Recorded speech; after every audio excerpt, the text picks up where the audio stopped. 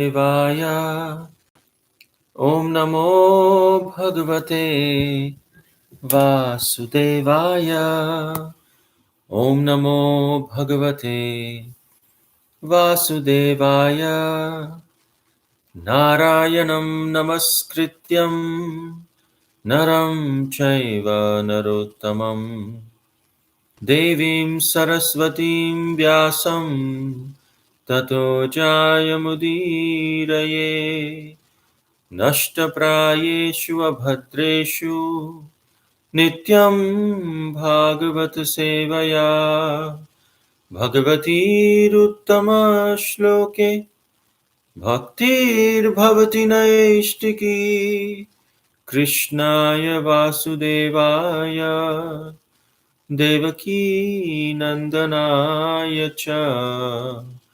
Nandagopakumaraya Govindaya Namo Namaha Hare Krishna Krishna Krishna Hare Hare Hare Rama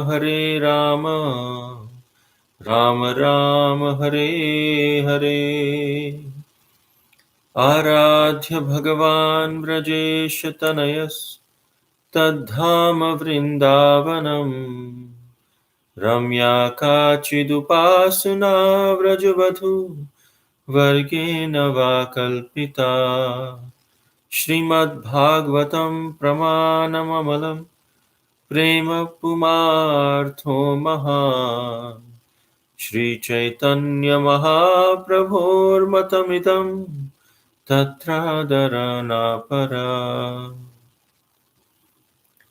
Hare Krishna, everyone. Thank you for joining today's class, and thank you for providing this service to all of you. We'll read from Canto 4, Chapter 25, Text 35. Ete shakhaya sakhyo me nara naryascha manada suktayam mayi jagarti nagoyam palayan purim. Translation and purport by His Divine Grace, Srila A.C. Bhaktivedanta Swami Srila Prabhupada. My dear gentlemen, all these men and women with me are known as my friends, and the snake who always remains awake protects this city even during my sleeping hours. So much I know. I do not know anything beyond this. Purport.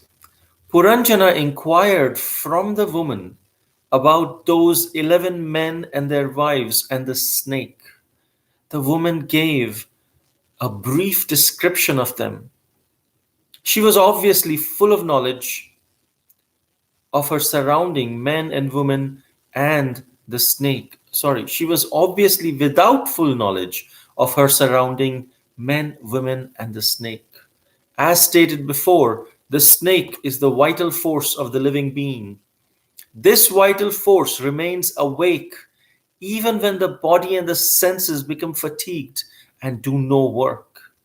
Even in the state of unconsciousness, when we sleep, the snake or the life force remains intact and awake. Consequently, we dream when we sleep. When the living entity gives up this material body, the vital force still remains intact and is carried to another material body. This is called transmigration or change of body. And we have come to know this process as death.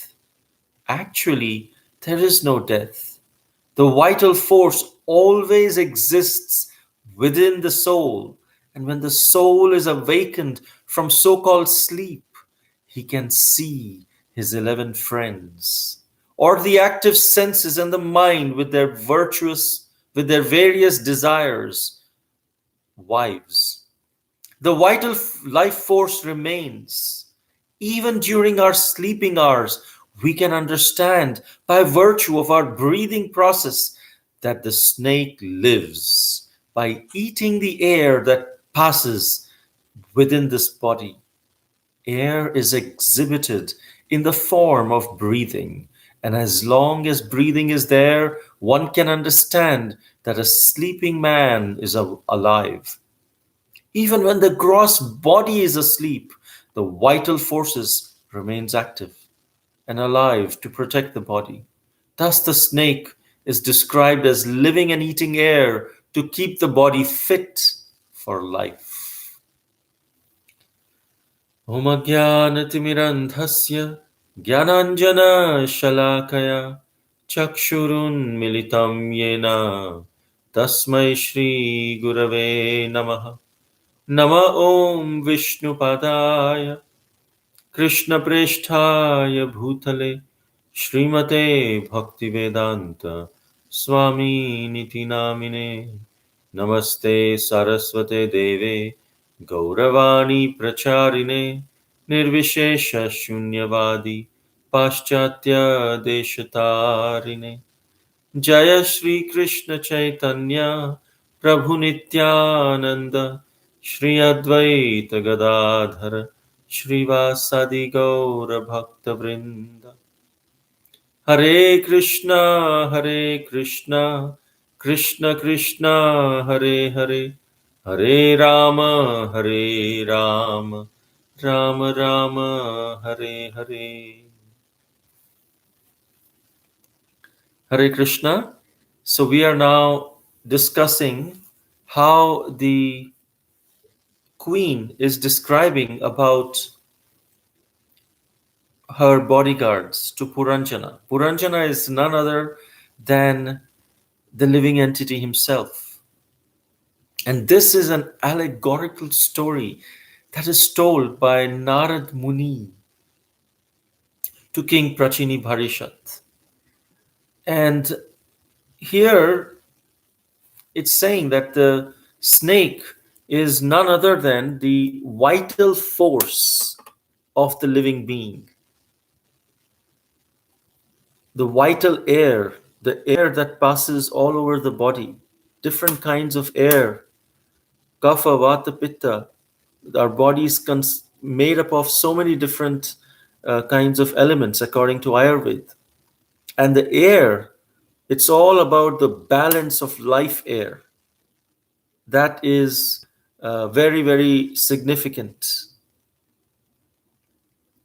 So in this verse, it is explained who are the people around uh, the queen who was strolling in the garden at that time. And there was a snake which was going in front. And there it actually explains how um, just like we are breathing, similarly, we are breathing and then we dream. Even when we sleep, we are still alive based on, Prabhupada explains, based on if we are still breathing. Otherwise, a man may sleep, but still, maybe, who knows if he's alive or not? The gross body is sleeping. But if he's breathing, then he's alive. If he's breathing, that's when all the other organs take rest, but the life air keeps on going. That's why we can dream. And when we talk about breathing and dreaming of the living entity, this is very much similar to the breathing and dreaming of Mahavishnu. We are all actually in the breath of Mahavishnu and in the dream of Mahavishnu. Mahavishnu, Krishna comes to this material world when he takes on the role of a creator, of a maintainer. Then he is called Vishnu. It's the same person. Vishnu and Krishna are the same person. But What is different is that Vishnu is Krishna in office. For example, when we go to work, we are very, very presentable, different. We have a different mood in the office. But when we come back home, we are in a completely different mood. We are relaxed.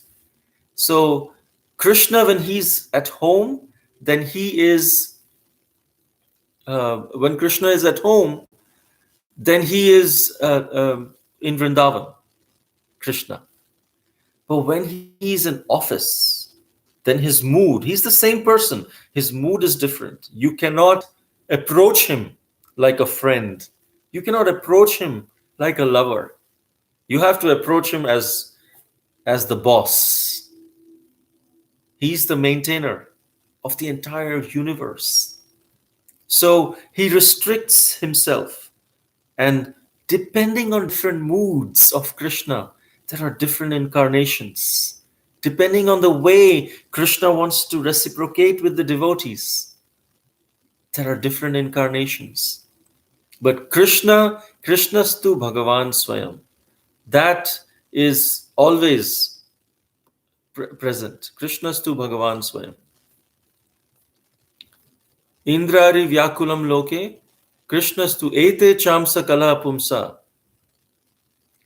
That there are so many different incarnations. After Shukadev Goswami explains, there are so many different incarnations. But the incarnation, Krishna is the original incarnation. He, Krishnastu Bhagavan Swayam. And then Krishna comes to the material world as the maintainer. He's Mahavishnu. He lies down on the causal ocean. And when he lies down on the causal ocean, he starts breathing. And with every breath from his pores, bubbles come out. Just like when we breathe in and out, there is sweat that comes out. So these bubbles are filled with sweat of Mahavishnu. Each bubble is a universe. Each of the bubbles is called as the universe. Within that universe, there is the Garbhodaka ocean as the sweat of Mahavishnu. Within the Garbhodaka ocean, Mahavishnu again expands as Garbhodakshai Vishnu. And this Garbhodakshai Vishnu lays down again on the sweat, on his own sweat, the Garbhodak ocean, and is called Garbhodakshai Vishnu. And from his navel comes a lotus flower, and Lord Brahma is on top of it. Meanwhile, Mahavishnu, from whose pore this bubble came out, this universe came out, he is breathing out and he's sleeping. We are all, this whole creation is in the dream of Mahavishnu called Yoga Nidra. And the bubbles that are coming out when we release the breath, when Mahavishnu releases his breath, then all of the universes come out. But when he inhales, then all of the universes come in. And then again exhale and inhales. We live so many millions of lifetimes just in one breath of Vishnu, of Mahavishnu. But Mahavishnu is waiting to have darshan of Krishna. This is how great Krishna is. We understand how in Srimad Bhagavatam, Canto 10, Chapter 89, it is said that one time in Dwarka, a Brahmana's wife, she gave birth to a son who immediately died. And this Brahmana, he took this dead son to the king, King Ugrasena, in his court. And he cried, "My son has died because of you. Because You are duplicitous, you are greedy, you are an enemy of Brahmana, and you have caused death to my son because you did not execute your duties properly. And then each time a son was born, he was dead. Each son until the ninth son. When the ninth son died at birth, Arjuna happened to hear this Brahmana's complaint, and he said, "My lord, I will protect your progeny." He told King Ugrasena, "And if I fail, then I will enter fire to atone for my sin." Sometime later, Brahmana's wife was about to give birth for the 10th time. And when Arjuna, he learnt of this, he went to the maternity house and he completely encaged it with arrows, with a cage of arrows. But alas, as soon as the child was born and began to cry, it just disappeared into the sky. And the Brahmana, he started deriding Arjuna in his grief. "What? You said nothing will happen and you will enter fire. Now find my son or enter fire." And so Arjuna, he went to Yamaraj, but Arjuna could not find the Brahmana's son there. He went to the 14 worlds. He could not find any trace of the infant. And then Arjuna said, "All right, if I am not able to find your son, I have to commit suicide." He was ready to enter the sacred fire, but then Lord Krishna came and he said, "I will show you where are the Brahmana's sons. So don't enter fire yet." And then Lord Krishna, he took Arjuna onto his transcendental chariot, and both of them crossed over the 7 islands and 7 oceans, passed over the Loka mountain range, and entered the region of dense darkness. The horses, they could not find their way. So Krishna, in order to lighten the way out, he used his Sudarshan Chakra ahead to pierce that gloomy area. And gradually they came across the causal ocean, the Karanodak Sagar, the causal ocean. Now imagine if you see the universe, the 14 worlds, Arjuna just searched within the 14 worlds, which is within one bubble. But Krishna took him across the bubble into the realm where Karanodakshai Vishnu, Mahavishnu, was lying down on the Karanodak Sagar, on the causal ocean, beyond the bubbles. The Lord, when he saw that there was Anantashesh, and on Anantashesh, Mahavishnu was lying, and Krishna and Arjuna both were greeted by Mahavishnu. And Mahavishnu said, "You know what? I brought the Brahmana's sons here. And why? Because I simply wanted to have darshan of both of you. Please continue to benefit the people and continue your religious behavior in the form of Nara Narayan Rishi, Arjuna and Krishna, Nara Narayan." So then Lord Krishna and Arjuna took the sons of Brahmana and all the 10 sons and went back to Dwarka and returned the infants to their father. And guess what? Arjuna was amazed. "What? I thought he's my friend. I have heard he's Narayan, but he is Mahavishnu. Wanted to have darshan of Krishna? Wow." So this actually explains how even Mahavishnu is so eager to protect, to have darshan of Krishna. Srila Prabhupada then says, when the living entity gives up this material body, the vital force still remains intact and is carried to another material body. Now, this vital force, actually, it is the air, but the soul goes. The vital force always exists with the soul, and when the soul is awakened from so-called sleep, he can see his 11 friends or the active senses in the mind and their various desires. So here, there are so many different desires that we have, and the emotions of the mind. Kama, Krodha, Lobha, Moha, Mad, Matsarya.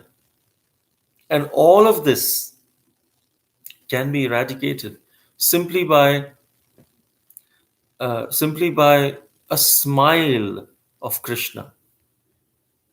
It is said, there is a verse in the Gopi Gita, Vraja Janartihan Virayoshitam Nija Janasmaya Dhvamsana Smita Bhaj Sakhe Bhavat Kinkari Smano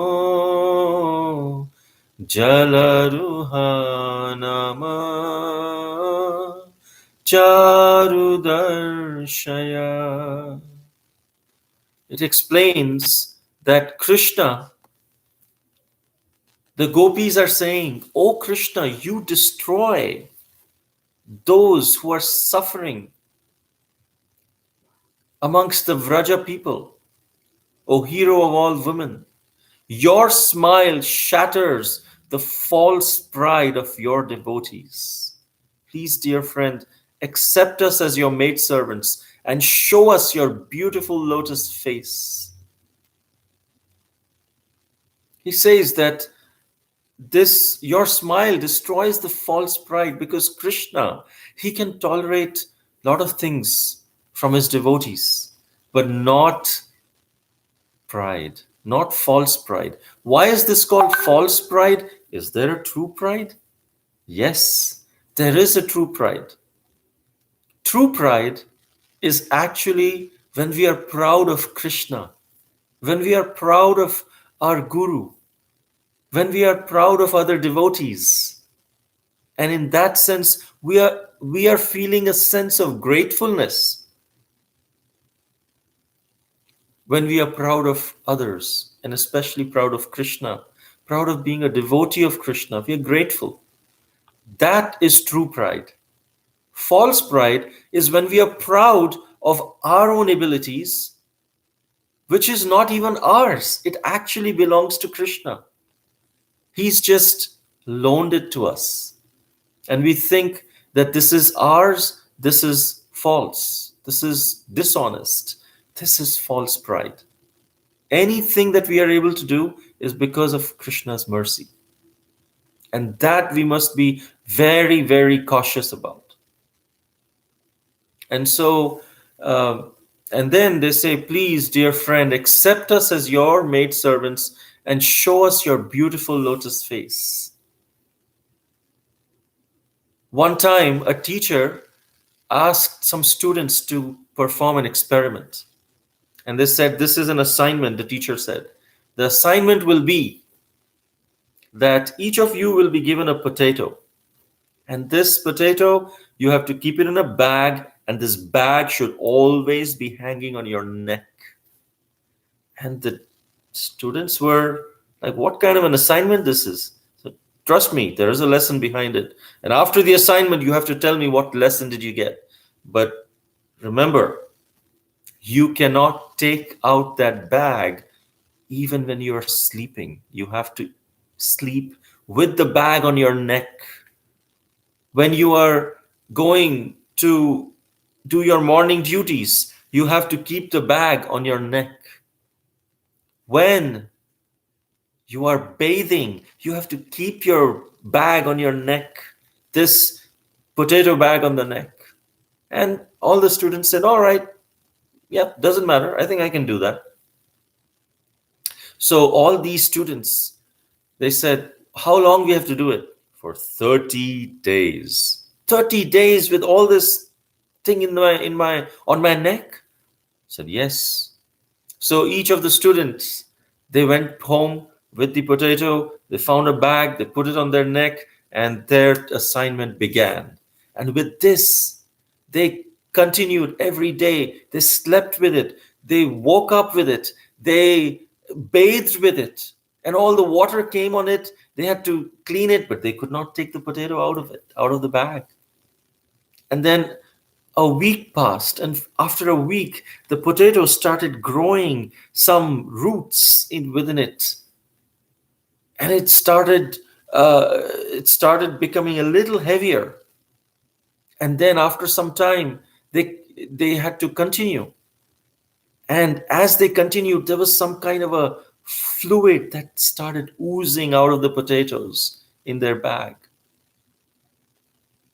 And this started making them yucky, and it started becoming heavier and heavier because of all this things that were starting to come out of it, because the potato was starting to rot and it was smelling. And all the students were saying, teacher, are you really, do you want us to continue with this? Yes. Remember, there was a lesson at the end of it. I don't know what lesson it is. They continued. 3 weeks passed, 4 weeks passed, and it was unbearable, but they had to do this assignment. And at the end of the 30th day, they all came eagerly to hand over that rotten smelling heavy bag of potato out of their neck, and they were relieved to give it back to the teacher. And when everyone submitted, the teacher said, what lesson did you learn? He said, lesson? The lesson I learned is we will never eat potatoes in our entire life. Potatoes are bad, are yucky. That's what the lesson we learned. And the teacher said, well, that's one lesson, but there is a deeper lesson. This potato represents all the vengeance, the pride, greed, anger, all of these things in our hearts. If we do not get rid of them immediately, then we are carrying that burden in our heart. The more we carry the burden of vengeance in our heart, it just grows and grows and grows. It just becomes heavier and heavier and heavier. The more we carry the burden of pride in our heart, it starts getting heavier and heavier. And then we take it with us. It starts to rot. It starts to smell. And Krishna cannot accept it. Just like when we offer bhoga to Krishna, Krishna will see it and then accept it. But if there is false pride in it, Krishna feels nauseating. He just can't accept it, even though we have offered it. That's why Srila Prabhupada told, when we offer, our mood should be, Krishna, I am not qualified. I don't deserve to give you this. Everything belongs to you. This food also belongs to you. I have just cooked it with a little love. Please accept it. And there is this famous audio clip of Srila Prabhupada where he's crying out of gratefulness, out of love, out of feeling so insignificant in front of the Lord. With that humility, when we offer the bhoga, then Krishna accepts it very nicely. But otherwise, it's the smell. And we keep taking it lifetime after lifetime. Therefore, it is said, just forgive people, because this will help in getting rid of these rotten potatoes in our heart. And so these are the material desires. These cause different material desires, all of these 6 anarthas, which need to be transformed. And how can they be transformed? Simply by sound vibration. Our envy can be transformed into compassion. Our lust can be transformed into love. The pride in our heart can be transformed into humility. The vengeance can be transformed into forgiveness. If we chant the Hare Krishna mantra very, very sincerely, and we chant with feeling, with emotion, just like Srila Prabhupada taught, actually feeling that I'm so fallen, so insignificant, so sinful and offensive. The first offense I committed was when I rejected Krishna and came here. And now I have the audacity to go back to him. How will he feel? We should feel ashamed in that sense. And all the acharyas, they want us to feel that way, but not dwell in that feeling. After that, we should revel and celebrate the mercy of Krishna. Mercy means giving something that we do not deserve. A beggar, when he gets something, he feels the other person is merciful because he didn't do anything to deserve. If we go to the restaurant and order food, the waiter brings the food and we feel, yeah, I deserve the food because I paid. But when the beggar gets food, the beggar doesn't say I deserved it. I just begged. So mercy is something that we do not deserve, and we should be happy and grateful for that mercy, and yearn for that mercy. In Srimad Bhagavatam, it says, just like a calf yearns for the mother's milk, just like baby birds open their mouth eagerly for their mother to come and feed them, in the same way we should, and of course, just like a child cries for its mother, we should chant with that eagerness for Krishna's mercy, that I'm helplessly dependent on your mercy, Krishna. Srimati Radharani, without your mercy, I cannot survive. I'm helplessly dependent. All these rotten potatoes are smelling so bad. Please relieve me from all of this. Transform my heart. And when we beg and pray and cry like this, while we are chanting Hare Krishna, Krishna Krishna, Hare Hare, Hare Ram, Ram Ram, Hare Hare, then Krishna gives some protection. He gives some attention. And therefore, when we are chanting, we must be very, very conscientious. We should enter into the region of our hearts when we are chanting. We should forget where we are. We are where our heart is. We may be physically in some location, but if our heart and mind is in some other location, we are actually there. If we are here, but our heart and minds, we are here in the USA, and the heart or minds are in Vrindavan and Mayapur, then guess where we are? We are in Vrindavan. Similarly, when we are chanting, physically wherever we may be, we must, before we chant, we must prepare our mind and say, look, mind, now I am entering into the region of my heart in the bhajan kutir, where there is just Guru, Krishna, Srila Prabhupada, and the holy name. That's all. Oh, my mind, you're not allowed to enter. The lights of my life are switched off.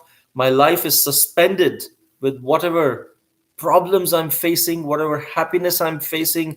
All of them are suspended. It's like I'm asleep. I'm asleep to the outside world. I am entering into that bhajan kutir of my heart. And none of the thoughts can come in. I'm only going to cry for the mercy, beg for the mercy of the holy name. By the by the mercy of my spiritual master. And if we prepare our mind before going in there in this way, just saying, okay, my life is switched off, the lights are switched off, my life is suspended right now. It doesn't matter what problems I'm going through, or what happiness and what good things are going, bad things are going. No, I'm not going to think about anything of that. And mind, you're not allowed. And then we focus on chanting with these feelings. That feelingly chanting is very important. That will bring absorption. If we want to absorb in the holy names, it won't happen just by hearing. Hearing means hearing with feeling. Whenever we hear someone, when we try to learn, whenever we are hearing a teacher teaching us, there is a feeling related to it. Whenever someone is telling us something, when we are hearing with a particular feeling, either hearing with anger or hearing with hearing. And if we want to be absorbed, then either we are hearing with an intention to apply. Every time with hearing, an emotion accompanies it. Try to analyze it. Similarly, when we are hearing the holy names, it includes these emotions, these feelings must be there. Not thoughts, feelings. There is a difference. If we are having those thoughts, then we won't be able to focus on the holy name. But if we are feeling that, if we prepared our mind to feel that way, that I am fallen and I can only be delivered, I'm helplessly dependent on the mercy, then this will happen. It is said, just by Krishna's smile, it shatters the false pride. And we are just yearning and begging for that sidelong glance, that smile of Krishna. That smile will eradicate, will transform our false pride into true pride. But we have to beg for it. And these smiles, there is actually a whole science of smile. Krishna has multiple different kinds of smiles, which is what we are yearning for. There are smiles which is called smita, which is like mildly smiling. And then Rupa Goswami explains there is hasita, which means overtly smiling, which usually appears, when Krishna meets the sages. Then there is vihasita, or soft laughter. Avahasita, intense laughter. Sometimes it appears in Krishna's messengers or servants. There is apahasita, uncontrollable laughter. And sometimes we have also gone through these kind of laughters. Atihasita, extreme laughter, when we are laughing with tears. Especially this happens with children or old Vrajvasis who are associating with young children. So this is a science of smile. Smita is, so we just delineated all these. Let's go into a little bit of detail. Smita means when one is smiling, but his teeth are not visible. But one can see a distinct change in the eyes and in the cheeks. That's called smita. Then there is hasita, smiling in which the teeth are slightly visible. That's called hasita, smile of Krishna.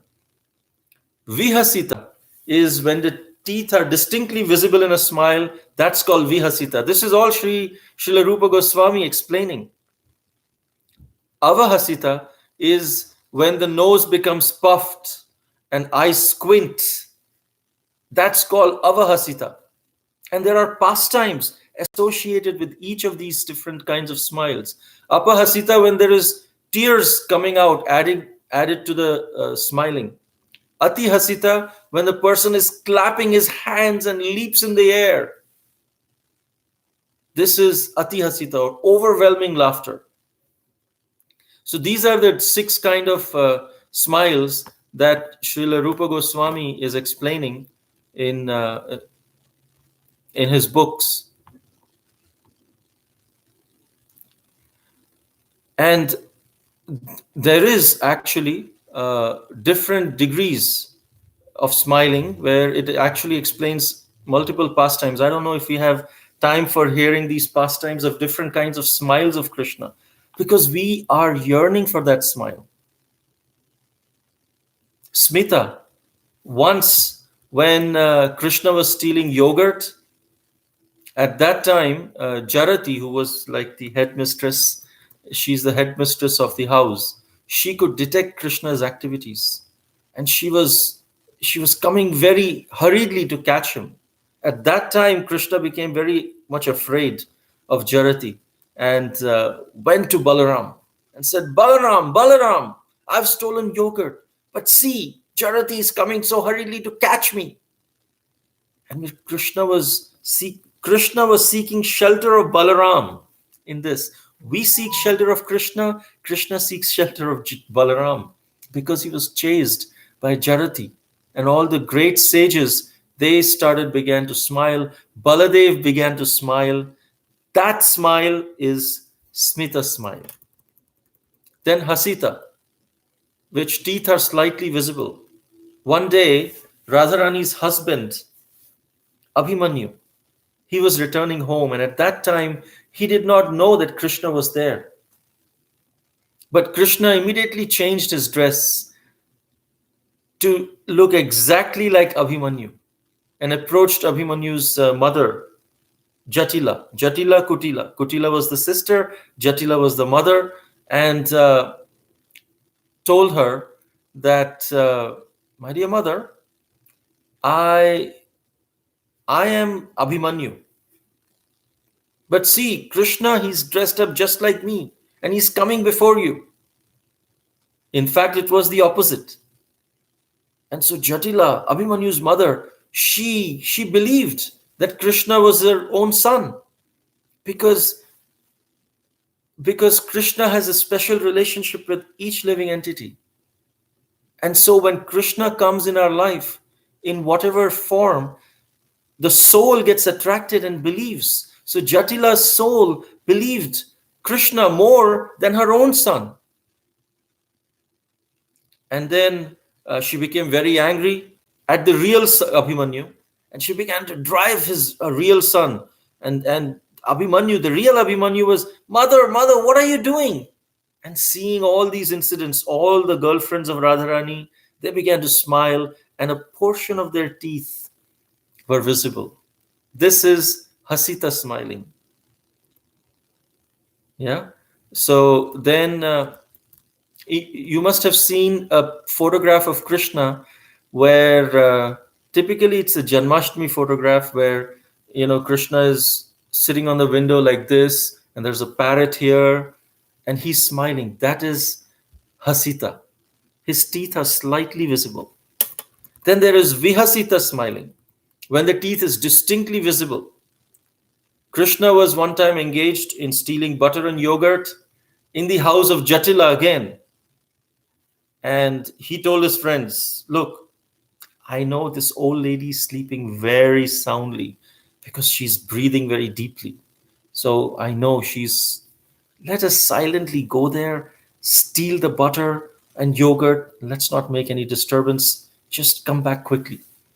But actually, Jatila was not sleeping. She could contain. So therefore, Jatila knew Krishna is coming, but she was able to contain her smiling. And when we are trying to control our laughter and it just bursts out a little bit,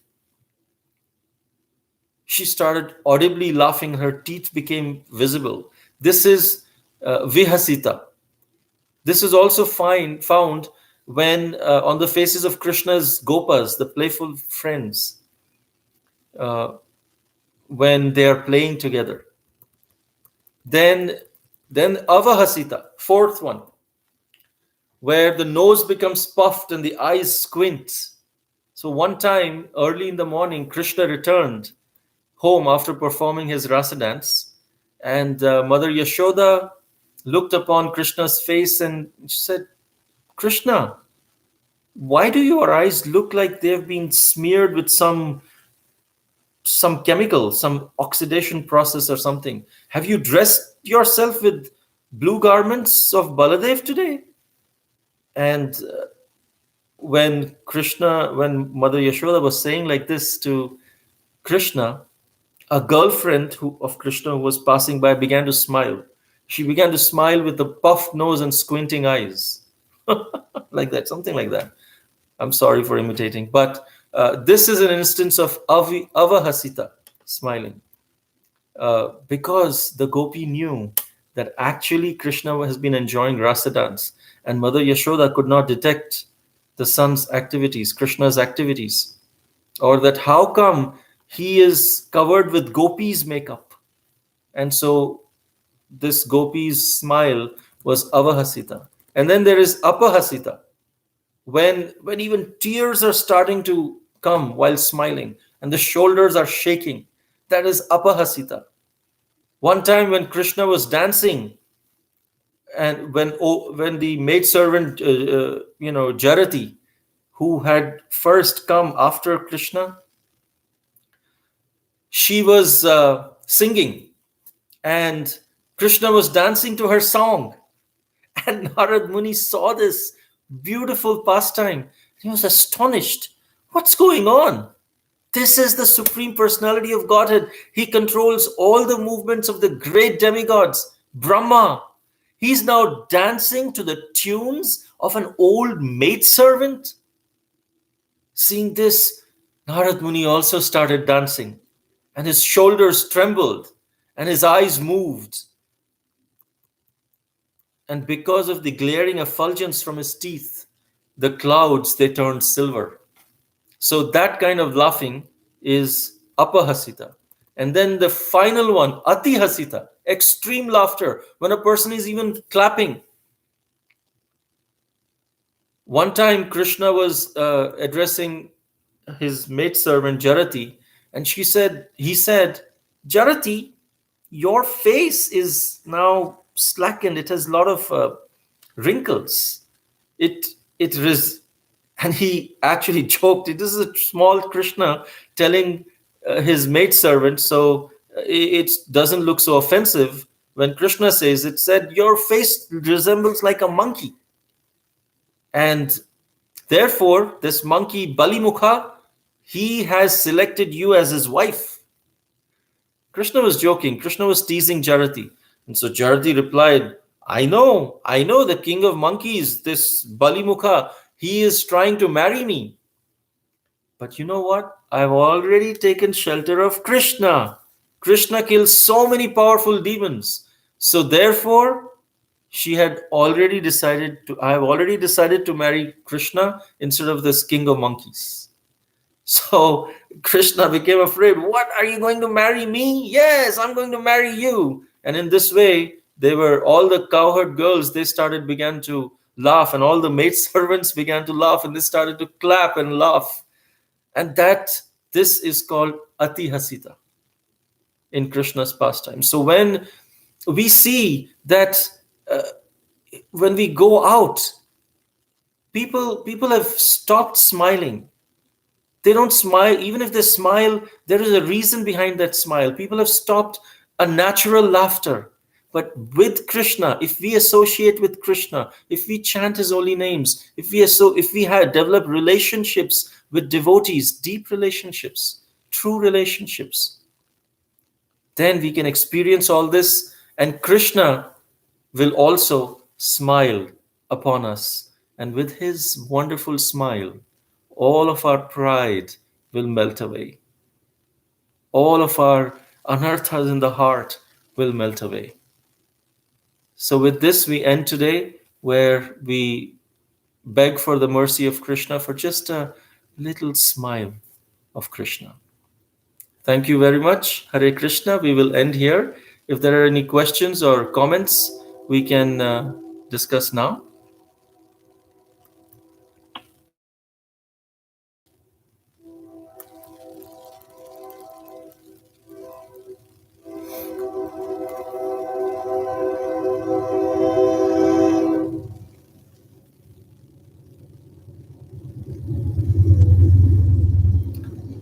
All right, if there are no questions, then we can end here. Vancha kalpatarubhyascha kripa sindhubhya eva cha patitanam pavanebhyo vaishnavebhyo namo namah. Hare Krishna. Hare Krishna.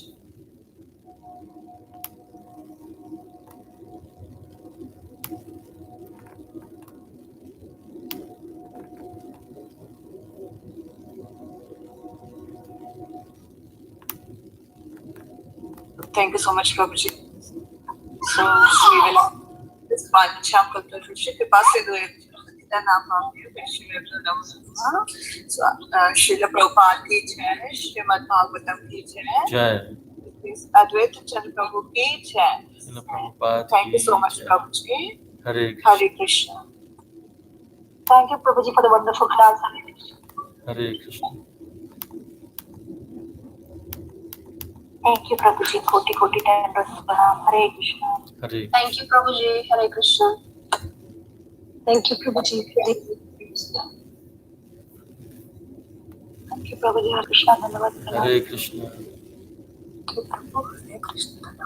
Thank you. Hare Krishna.